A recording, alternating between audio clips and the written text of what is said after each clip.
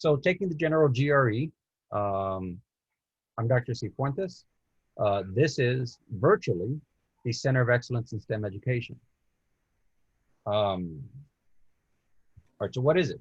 All right, what's the GRE? Well, it's an exam that's used as an indicator, right? As one indicator for potential success in a graduate program. And it's used in master's, doctoral, and now an increasing number of law programs. Typically, law requires the LSAT, but many law programs are now using the GRE in addition to or instead. The first thing I would say is, now in the time of COVID, look carefully at the department you want to apply to and see whether they still require the GRE. Okay. Many schools are not requiring the GRE this year and next year. So for many departments, this is moot. And I should be more clear. When I say schools, I mean departments. When you apply to graduate school, you're applying to a department. You're not applying to a university. You're applying to a department within a university. And so they typically set their own admission standards, process, and requirements. So look at the department you want to apply to and see if this year or next year, if they require the GRE exam. They may not. Many schools are waiving it for this year and the next.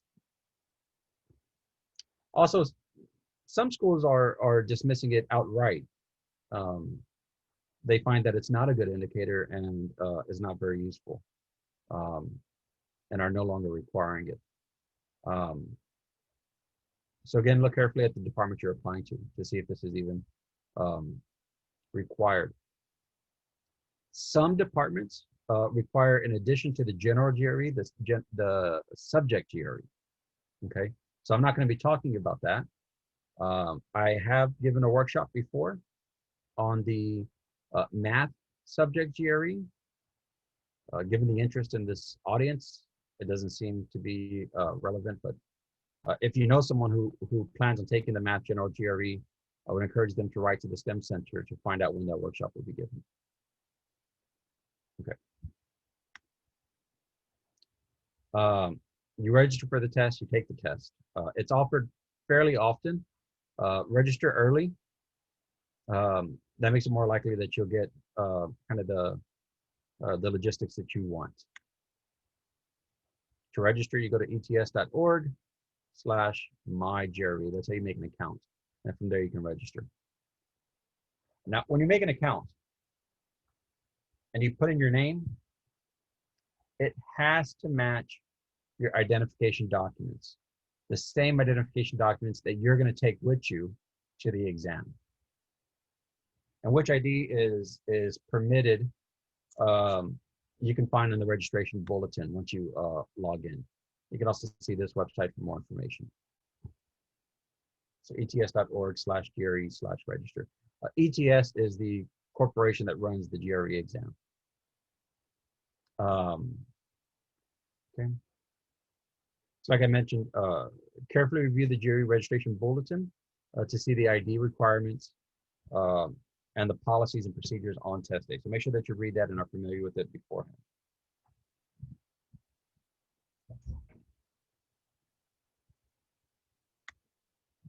Like I said, it's really, really important. Otherwise, they won't let you take the test if your name as registered doesn't match exactly your ID, excluding accent marks.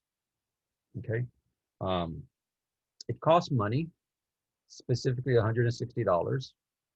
There is a fee reduction voucher for qualifying students. And to see the details of who qualifies, you can go to ets.org/GRE/GRE fee reduction for details. But if you do qualify, and I think this is something that's fairly new, you're actually able to get $100 worth of prep materials for free, along with your voucher for a 50% discount. Okay. Oh, and since there's like 5 of us here or 4 of us, if you have questions, feel free to just unmute your mic and ask a question. And the scores are valid for 5 years. So, you know, if you take it and you decide you can take some time off before going to grad school, um, then, you know, they're still valid, right? You got quite a while. There's a program called GRE Score Select that allows you to kind of have like the impression I get is it's a bit of a dashboard, allows you to kind of send off your best scores. You get to choose what scores get sent off. Though at the time that you take the test, you'll actually get a unofficial score on your exam, except for the writing component. And you can decide then and there whether to send your scores or not. Which means, of course, you need to know where you want to send your scores. So make sure that ahead of time, you know which schools you want to send their scores to and what their deadlines are. Right, and have the names of those schools with you on test day. Now, when you're, like I said, when you're done, you'll see your unofficial score for 2 out of the 3 sections, right? For every section except for the writing. You'll be able to see your unofficial score. You can just say send it off. You can say not send it off. You can also ask if you want to cancel them permanently. Don't do that. That's silly. Just don't. Yeah, there's no reason to do that. And you can choose not to send it out, right? But don't cancel it, because if you choose not to send it out, you can send it out later at a later time. Okay. All right, so as I mentioned, right, you'll be able to see your unofficial scores for verbal and quantitative reasoning. So more about sending out scores and GRE Score Select. See ets.org/GRE/ASR.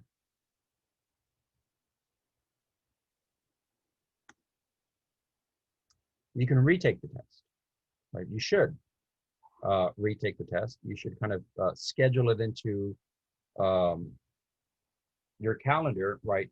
That you're going to retake the test at least once, maybe twice, well before the application deadline for the schools that you're interested in. You can retake it once every 21 days, up to 5 times with any year period, so kind of a rolling year period. So you can't go take it like every day or every weekend.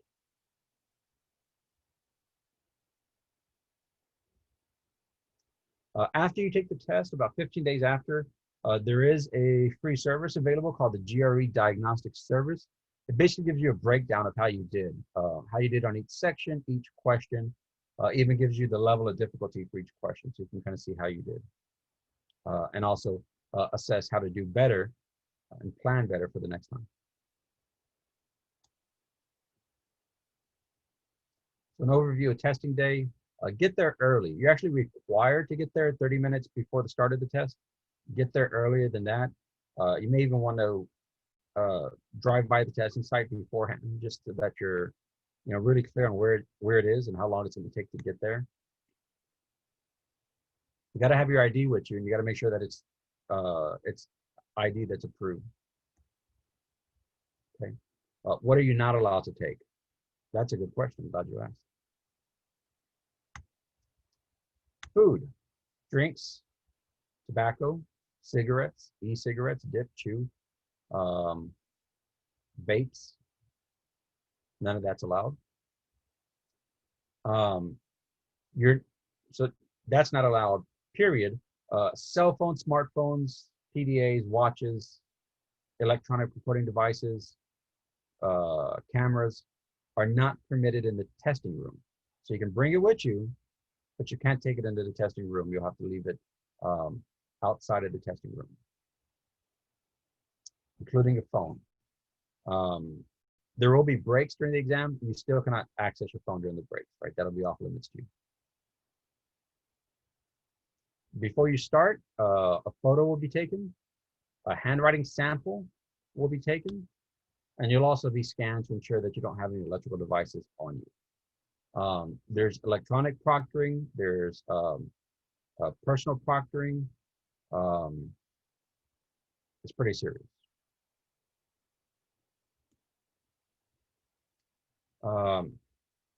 You'll receive writing utensils and you'll receive scrap paper from the testing site. and you can refill the scrap paper as you need. Okay, so overview of the test itself, it's 3 parts. The first part you'll take is the analytical writing. After that, you'll get either verbal or quantitative reasoning, and whichever one you didn't get first, you'll get next. But always first of the 3 sections is the analytical writing section. It's scored 0 through 6 with half-point increments.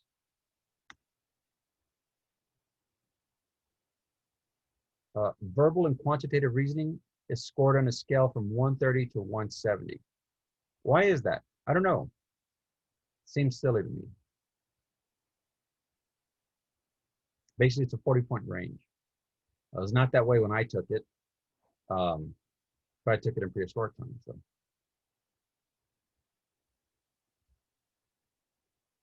The verbal and quantitative reasoning portions are section level adaptive. In other words, you'll take a section and based on how you did, it'll adapt to that. The better you do, the harder the next section will be. And the difficulty of that section is taken into account.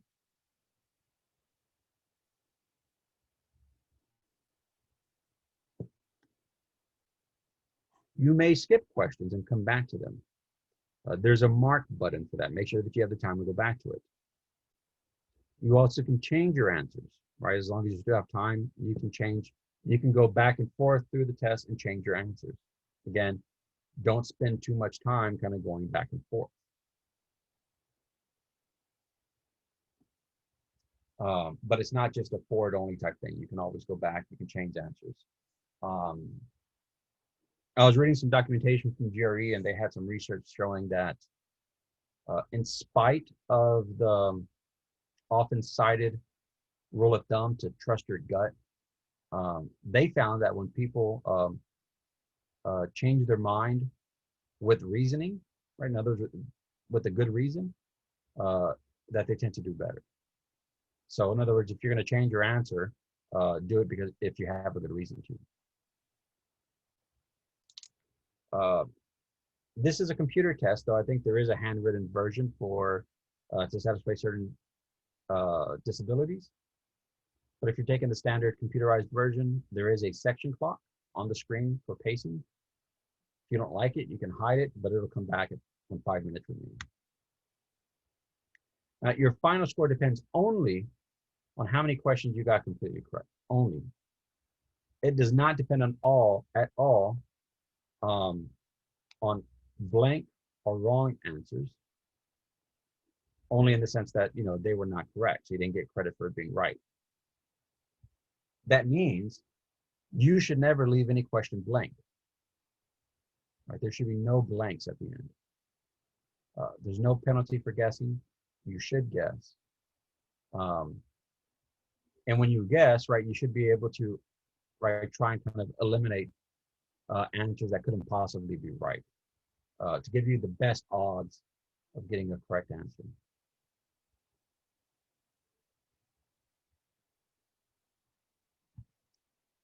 The test takes 3 hours and 45 minutes. It says 3 hours and 45 minutes plus time breaks. I think the 3 hours and 45 minutes includes the time breaks.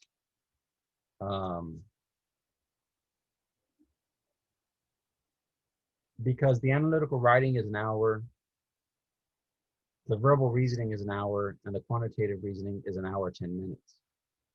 All right, so that's 3 hours, 10 minutes, but there's also breaks. So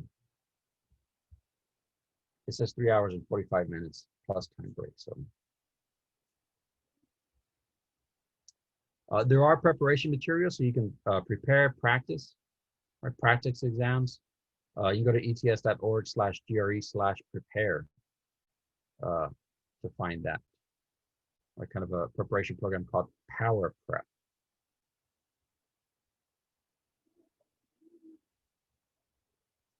More general kind of overview information can be found at takethegre.com.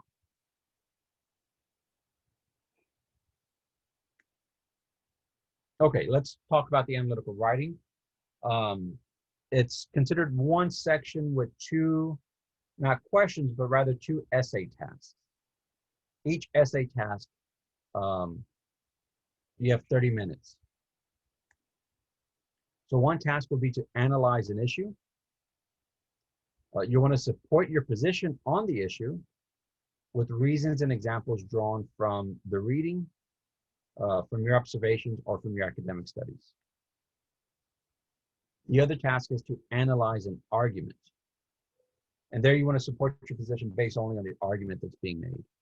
So read it carefully and analyze it. You'll do this, again, you'll do this at a computer. The computer will have kind of standard typesetting tools like, delete, forward, back, up, copy, paste. But you won't have spell check or grammar check. That's because there are some people who are taking it on paper, and to have everything be an even playing field, there's no spelling or grammar check. Now, before test day, you can review the scoring guidelines for both the analyze an issue and analyze an argument tasks, so that you can get a better understanding of how the readers are going to score the essay.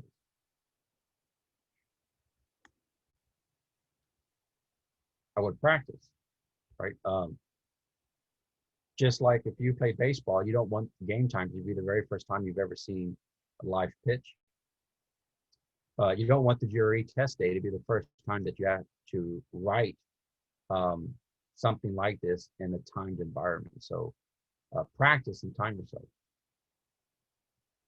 Make sure that your essay response addresses the specific instructions. Read the instructions carefully. And make sure you understand what specifically they're asking for, that you address that. You might consider using an outline to organize your thoughts. Some people like to use an outline. Sometimes people like to write the first sentence of each paragraph, or sometimes people like to write the idea of each paragraph and then start to fill in around it. Do what works best for you. Well, how do you know what works best for you? Practice, right? You got to practice. I want to encourage you to leave a few minutes at the end for revisions. And, it takes quite a bit of know-how and craft to be funny usefully. If you feel confident in that, you might want to add some humor. I think it can be a useful tool, but it's something that should be used carefully. You don't want to leave something that could be misinterpreted or misunderstood. Right, so it requires some craft and some skill there. Right, even professional comedians bomb sometimes. Sometimes I even make a joke in class and get no laughs. That happens sometimes. Very rarely. Okay, the verbal reasoning overview. There's 2 sections. Each section has 20 questions, and each section has 30 minutes. Right? If you did the math, that's 1.5 minutes per question. Okay, pace yourself. Don't sink too much time into one hard question, right? Make a guess and go on to the next one. Once you hit that 1.5 minute mark, right? You can always mark it and go back to it if you need to, but do leave a guess. The idea behind the verbal reasoning is that it's going to assess your ability to understand what you read and apply your reasoning skills to the arguments that's made in the reading. The types of questions you'll find are reading comprehension. So those would be multiple choice or multiple answer. Multiple choice is when there's one correct answer. Multiple answer where you need to select all that are correct. There may be a passage selection where you're asked a question, you got to highlight which part of the passage supports or answers the question. For passage selection, you want to make sure that you read the passage to get an overall sense of it before answering. For the reading comprehension, and for reading comprehension, make sure that you answer strictly on behalf of what the passage says. Right? In other words, if the passage says something, you're like, well, I know all about that, and I think that's wrong. That's not what they're asking. They're not asking about prior knowledge. They're asking, can you understand and interpret what you're reading before you?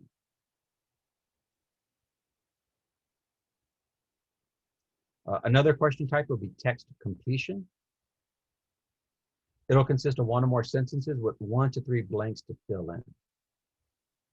So you might want to try and fill in the blanks with your own words based on how you understand the sentence, and then find answer choices that match, right? Because you'll want to fill in the blanks from a given set of answer choices. Identify words or phrases in the passage that seem particularly significant, right? Make sure that you're understanding what you're reading. And once you fill in the blanks, reread it and make sure that it reads correctly. Another type of question you'll see in this section is sentence equivalence, where you'll select two answer choices from a list of 6 that, when inserted into the sentence, creates 2 sentences that are alike in meaning. Right, so these are the kind of the different types of questions. And again, right, practice, right, look at examples.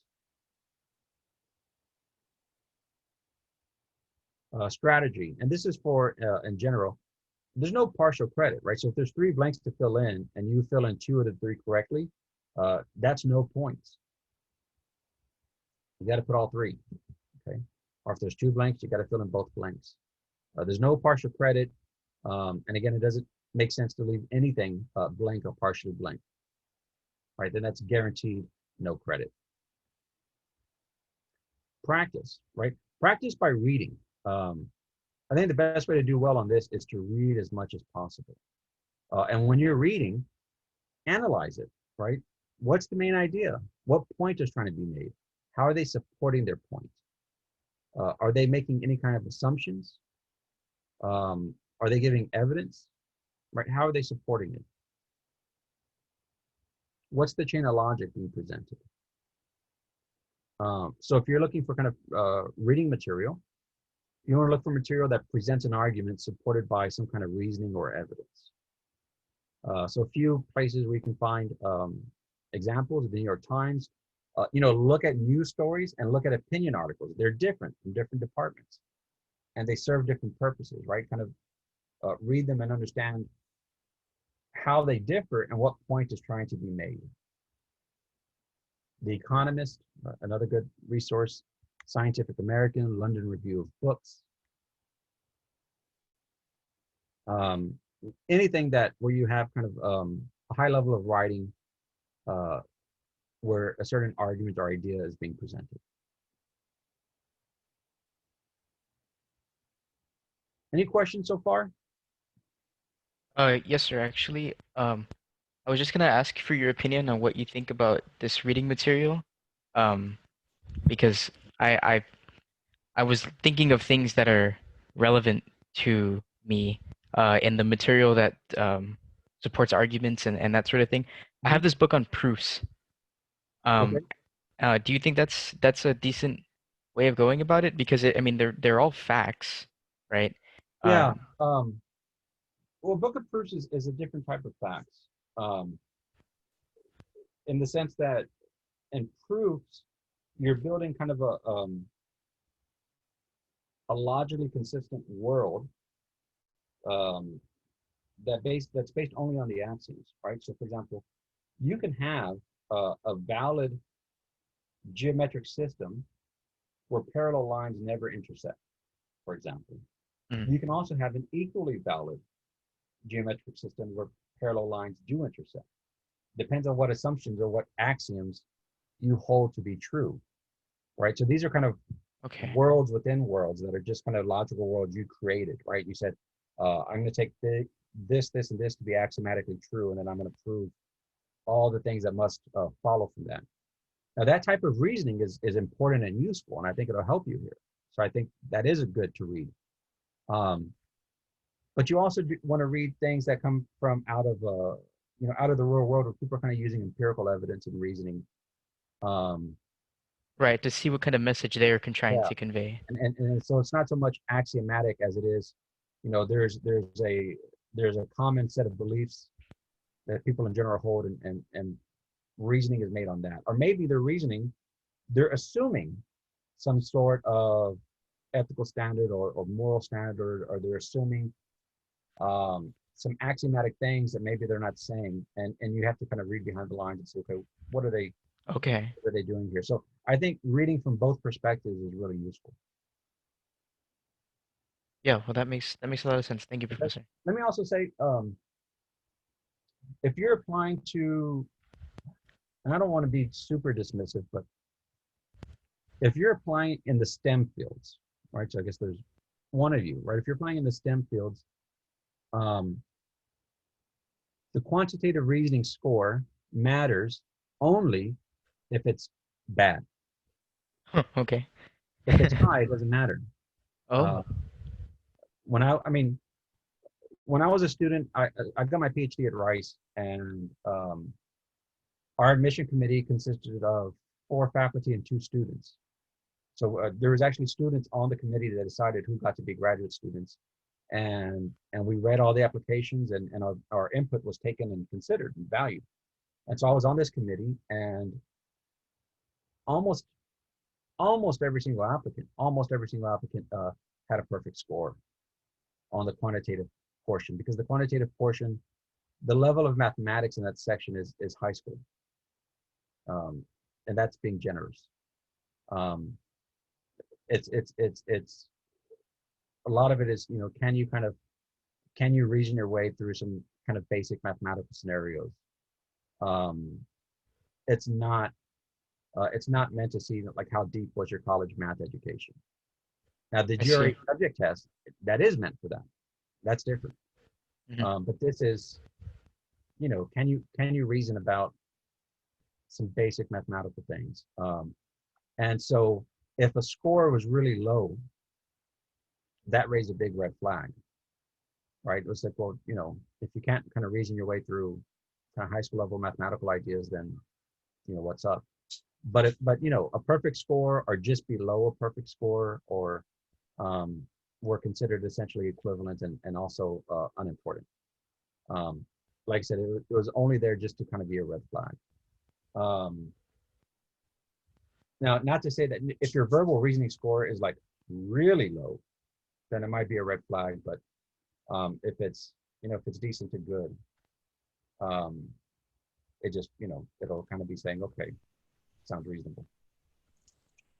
Now, for if you're applying to an education program, then the verbal reasoning score might be given much more weight than the quantitative reasoning. It's possible. I'm not sure. Um, so anyway, just things to kind of consider. Excuse me, Dr. Yes. Cifuentes.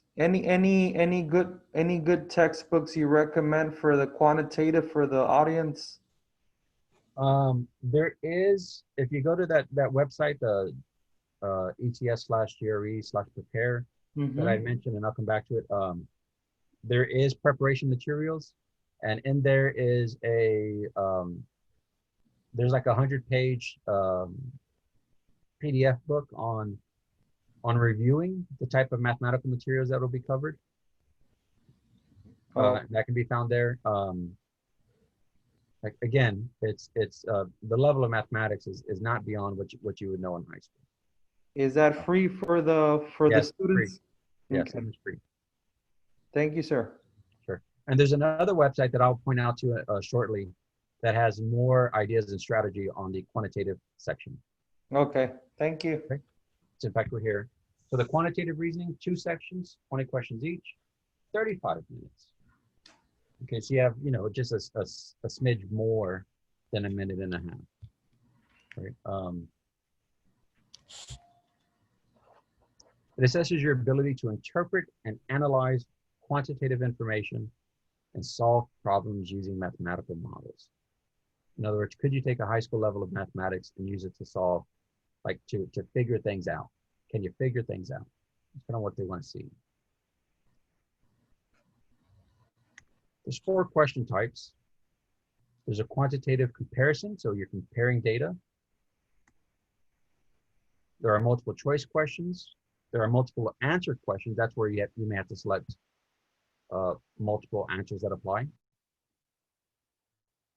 There are numerical entry, where you have to kind of assess a situation and compute a number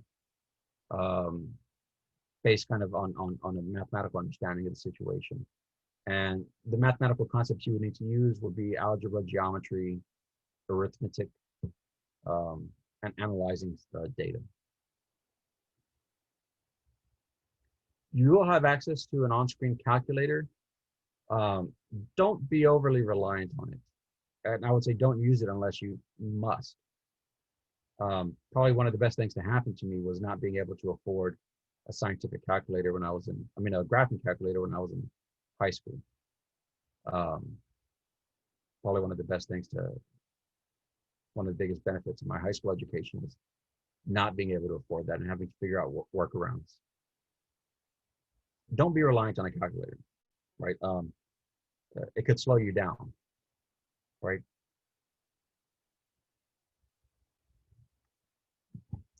Geometric figures are not necessarily drawn to scale. I'd recommend making your own sketches or diagrams where it's called for, just because sometimes the act of sketching it or diagramming it will kind of reveal the insight you need. And then, look at your answer and make sure it's reasonable, right? Make sure it's reasonable. I think sometimes that's missed. Like I remember there's one time I was teaching a differential equations course, and I said, imagine you have a table and a box connected to a spring, and you push the box. What happens? Common sense tells us the box goes like this, because it's on a spring, right? The spring pushes, then contracts, and pushes and contracts. And if there's friction, it's going to slow down. If there's no friction, it won't slow down.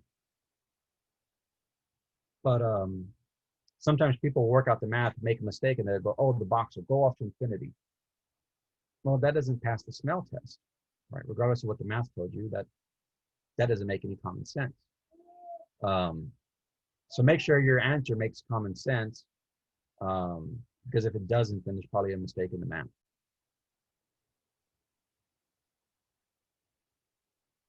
Okay, and here's the website I was talking about, ets.org/GRE/quant strategies. There you'll see more strategies on how to be successful on the quantitative reasoning section. So right there. Again, and then the GRE prep is where you'll find, I think, that 100-page math preparation book.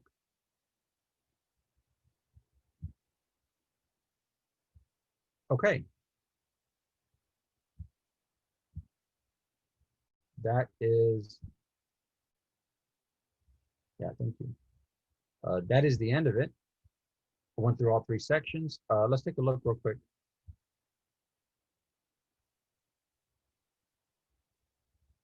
Let's see if I can get that page to open.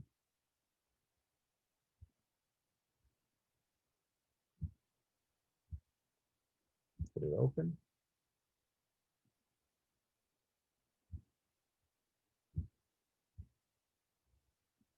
I don't know what's going to open. Let's copy the link.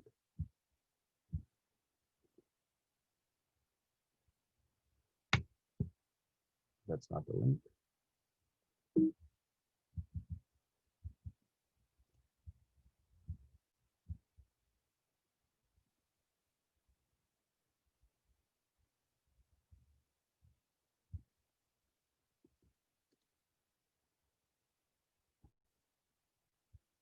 Okay, so there's some general problem solving tips. Understand the problem, carry out a strategy, check your answer. And then it goes into detail here.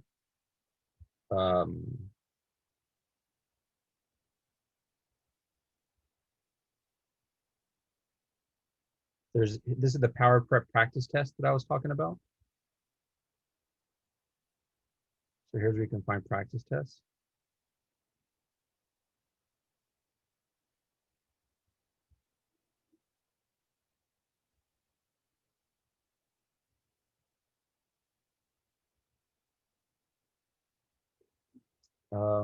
Let's see.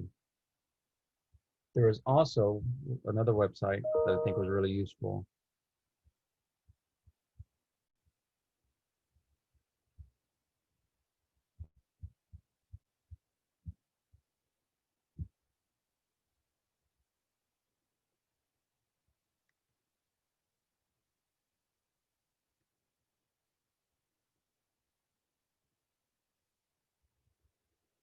This one.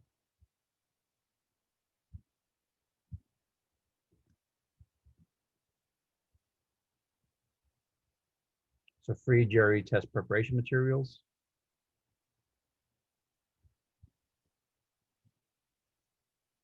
This is an overview of the quantitative reasoning. So notice you can access materials from Khan Academy. They got instructional videos. Here it is, the math review.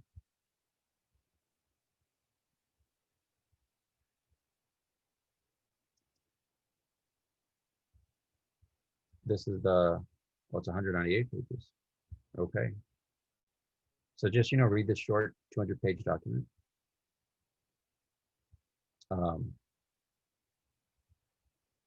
Gives you an overview. I mean, probably you can look here and say, okay, well, I feel pretty confident about how to do fractions and integers. Maybe exponentials you feel rusty on and you want to look it up. Solving quadratic equations, if you feel you're rusty, you might want to look these things up.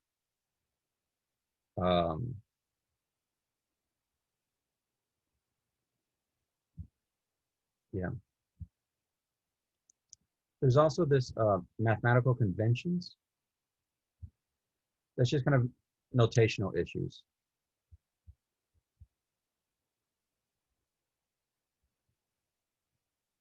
Like 1 billion means, 1 dozen means, the Greek letter pi means. So just kind of mathematical conventions or notations. So, it's kind of the language of math. This is something that you should be fairly familiar with if you've taken any math courses. Okay. But again, all of those, both of those documents were at the, I got to it from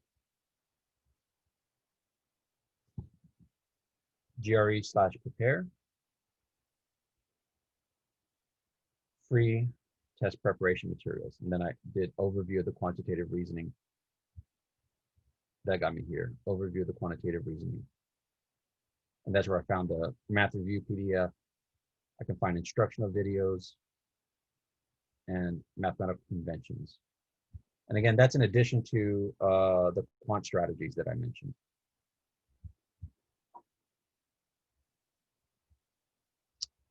Any questions?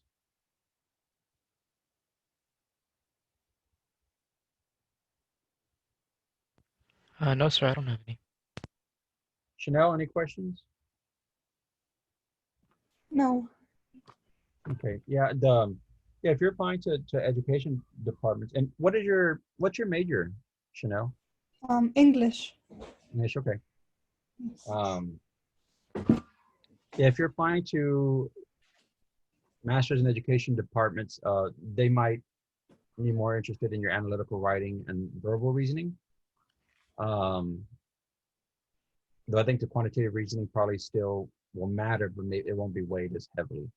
Though in the STEM fields, it'll be kind of the only thing that's considered. Like unless your scores are really low, then it'll be a red flag. But practice. There's a lot of prep materials available for free. Sometimes people spend like a lot of money to take preparation courses, and you can get a lot of it for free. It's a matter of practicing and seeing what it looks like before you get there. So that when you get there, you're familiar with the type of questions they're going to ask and how they're structured. And again, you can get that at the Power Prep website. You can get actual exams, like actual practice exams that'll simulate what it's like to take the test on test day. So practice, prepare, and do your best.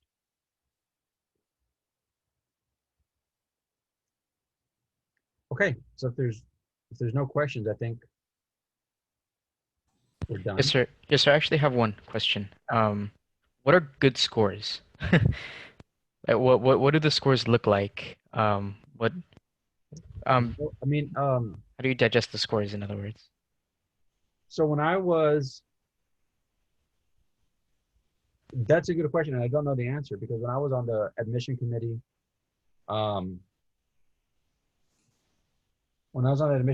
it was the quantitative and the verbal reasoning were both at a 700. So it's kind of like an SAT, right? Mhm. They were at 800. Sorry, out of 800. So it was like an SAT, right? So like a 1600 was a perfect score. Um, when I was on the admission committee, again, this was an applied math department. The the quantitative reasoning score were almost everyone that applied was 800. Um, there'd be like a few 790s. I think if they were 10-point increments, there'd be a few 790s, 780s, and that wouldn't really matter. You know, we didn't rank like 780, 790, 800. We would consider that equivalent. But if someone applied and they had like a 700 or 600, that would kind of raise a red flag. Um, and then the quantitative reasoning at the time, there was, you know, the scores would typically be around 600 out of 800, and that'd be fairly standard. And it was only when it was like really low, like below 400, that we would say, wait a second here. But that rarely happened. But now with these new scoring scales, it's hard to say. I mean, I don't know if GRE score percentiles are available. That it looks like you can find GRE score percentiles. Um, there's a website called MBA Crystal Ball that has some. Kind of gives you the percent, you know, so you would like to be, you know, at least in the kind of top 90%.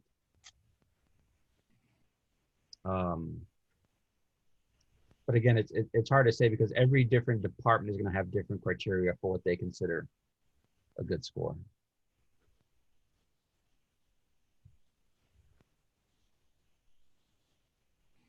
I was about to ask that question, Dr. Cifuentes. Like, I know you had mentioned that some schools have decided not to, I guess, consider the GRE as an indicator for who they Right. choose as a candidate, right? But I'm Right. guessing it really depends on department, right? Like if you're in the physics or in the engineering, it really depends of Yeah, what they have seen as a trend, right? In that's right. It's going regards to be to the department to students they've been department, right? getting. It may even be, it may even be that the policy is not the same amongst different departments at the same school, right? Because you really are applying to a department when you apply to a graduate program. Okay, okay, yeah. I'm saying that because I know one of my friends. He told me that as he was in grad school, that the committee, he got to meet one of the professors from the committee, and that they told him that when they do that, it's just what he told me, that it really depends on what the committee have seen as an experience for their department itself. So some schools, I think they look at just well, you took the GRE, you met the prereq, and then they look at something else that they think it's more important for the department. I think, I don't know Yeah. if I'm mistaken on that. Yeah, um, it's not the most important part of your application. Again, I'm coming from the STEM fields, and in the STEM fields, the most important part of your application is going to be your research plan, your research experience, and your letters of recommendation. That's correct. And because getting a doctorate in a STEM field, um, getting a doctorate in the STEM field is really apprenticing to become an expert. That's really the point. You're apprenticing to be an expert in your field, and you're apprenticing to be a researcher. Right. So they want to see, do you have any experience doing research? Have you done it at all? Is there anyone who is a researcher who did research with you who can vouch for you? Who can say, yeah, I think this person has the ability to make a contribution. So who can vouch for you? Who can say that you're capable? Um, and also, what's your plan? Yeah. They want you to show and understand that you know this is not like undergrad part two. This is you becoming coming to become an expert in the field. Do you think, sir? I know you mentioned that sometimes there's like red flags. You know, as you said, a score on a quantitative, that's a red flag. Do Right. you think they still by like a committee still by seeing a red flag, they just disregard your whole application and not look at anything else, No, or it depends on the strength of the rest of your application. Um, for example, here's another red flag. Imagine that they want to see that you have research experience. So imagine in your application, in your CV, you show that you have research experience. You say, I did this summer research experience where I had the opportunity to do some research with this person. And you go, oh, wow, they did research with this person. I wonder what this person has to say. And then you look at their recommendation letters, and there's no letter from that person. You see, that's a red flag because I want to know from that person that you did research with, what do you think? Do you think they can keep doing that? And so there was a case where we had a really strong application, but there was that one red flag. And so we ended up just calling the person saying, hey, what happened? And it happened to be kind of basically a miscommunication. And that person really did speak highly of the applicant. And we ended up making an offer. But like I said, we looked into the red flag because the rest of the application was strong. Okay. We looked into it, like we just called the person and said, hey, you did research with this person. What do you think? Yeah. Do you think they can cut it? Do you think they're good? Do you think they can contribute to the field? And I said, yeah, absolutely. So, but it is, it does, like I said, a perfect score on the quantitative, like won't bat an eyelash, Yeah. In a STEM field, again, in the STEM field. But a low score will say, wait, what happened here? And then, you might look closely at the rest of the application and see whether it's worthwhile. Now, again, that's I'm biased, and that my experience came at Rice, which is a small department. This is not like a UT or Texas A&M or something like that where we're getting, maybe 1,000 applications. So, keep that in mind. That's correct. That's correct. So I guess just not allowing students to get discouraged because of the score and not sending the application correct. Yeah, like I said, prepare as best you can. Prepare as best you can. Do as well as you can. Don't leave anything blank. Wait 15 days. Look at the diagnostic tool. See what went well and what went wrong.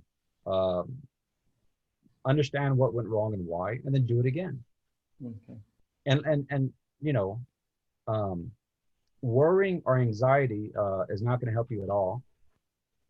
Doing, right? So do it. Take the test. Take it again, right? Analyze what went wrong. Take it again. And if you need to, take it one more time. I wouldn't really take it more than 3 times because I think it becomes obsessive at that point. Yeah. Like I said, do as well as you can. Prepare as well as you can, and send it in. Most applications, sir, are due November, December, and January. What would be your suggestion to take, I guess, a date as your first trial for the GRE? Probably this summer or spring of junior year, summer before your senior year, to take it first, and then maybe take it the last time, kind of at the beginning of the fall of your senior year. Okay, so for people that want to apply, let's say for not this coming, for the next year, that would be the recommendation. Start summer and then keep. Yeah, I would say summer. You probably could take it once or twice in the fall and still have time. Okay, thank you, sir. Okay. Any other questions, guys? Chanel and Mr. Jones. I do have a question. Yes. Yes. Is research experience important in education, leadership, and policy? So I don't believe so. But I'm not in that field. But I would say research experience is important when you're applying to doctoral programs. So for example, so if you're applying to a master's program, then I don't believe that research experience is going to be a huge factor. again, or the lack of it, I don't think will be a huge factor. If you have some research and education experience, that might be something to your benefit, but not having it won't be a detractor. Now, if you're applying to a doctorate program, and again, you know, there's like an ED, right, education doctorate, and then there's also a PhD in education, and they're different, right? The ED is geared more towards practice, right? You're going to go out into the field and practice education as a principal or administrator, versus a PhD in which you're more looking at academic research rather than practice. So those are different. But if you're looking at a master's in education, then probably not having research experience is not going to be hugely important. Okay, They probably will want some indication of your interest. Like, okay, if you're interested in this, what have you done to show your interest? That's probably what would be uniform amongst all the different departments is, if you're interested in working in this niche of expertise, how have you shown that interest? What have you done that indicates that you find this really fascinating? And how could I show that I'm interested? Well, I mean, you know, if your degrees in English, right? But have you done anything related to education, tutoring, school visits, volunteering, Yes. any educational programs that you've participated in? Only volunteering, that's it. Yeah. So if whatever you've done, right, play it up as, you want to show it as, look, I'm interested in education. Here's how I volunteered at this program because, you know, because I found it interesting. I found it related to, you know, I found it related to my interest. You want to make that connection in your cover letter. Okay, I mean, because again, your cover letter is making the case of why you should be in that program. Yes. I have another question. Could I get, if I were to apply to my master's, could I get research experience during my master's? Sure. Yeah. What I would definitely do is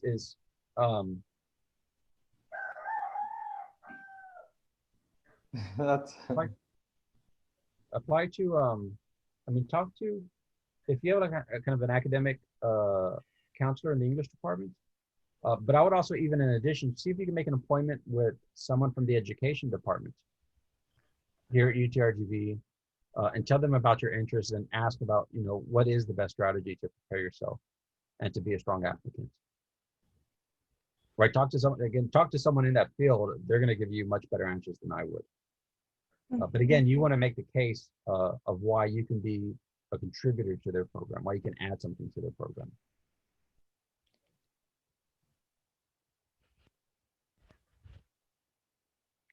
And also why, you know, why you would likely be successful in their program. Right? That's why, for example, transcripts, you know, they do matter, right? There's some, it is a type of bit of evidence that you can be successful, you know, in an academic program. How is GPA very important if you want to get your master's? How important is it? It depends on the competitiveness of the department you're applying to. If you're applying to a really competitive department, then you do want your GPA and in those courses to be good, right? Like, for example, if you're applying to a math department and you got a C in real analysis, or if you got low scores in all of your proof-based courses, then they might say, well, look, there's no indication that you know how to do proof-based mathematics. But you know, if you got like a C in American history, it's not that important. All right, so if you're taking a master's program, that's mostly going to be course related. So they want to see, are you able to do well in education courses or courses adjacent to education? And so you want to kind of show that. If you do have, like, for example, if maybe you had a difficult semester because of something that happened, or if you had a difficult transition, then you want to address that in your cover letter and say, well, if my scores in my freshman year were not good because I was not accustomed to uh, kind of college expectations, but I adjusted. Um, I, I revised my strategy um, on how to be successful. I implemented the strategy, and if you look at my grades past that, they are all high because I turned things around. I faced adversity, and I overcame adversity. You want to make that case. You want to address it. You don't want to leave it unaddressed. But if you're going to a very competitive program, it'll matter more than if you're going to a program that's not as competitive.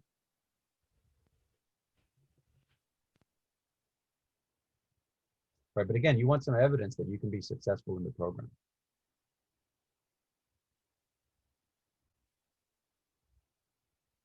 Right, some evidence that you take academics seriously.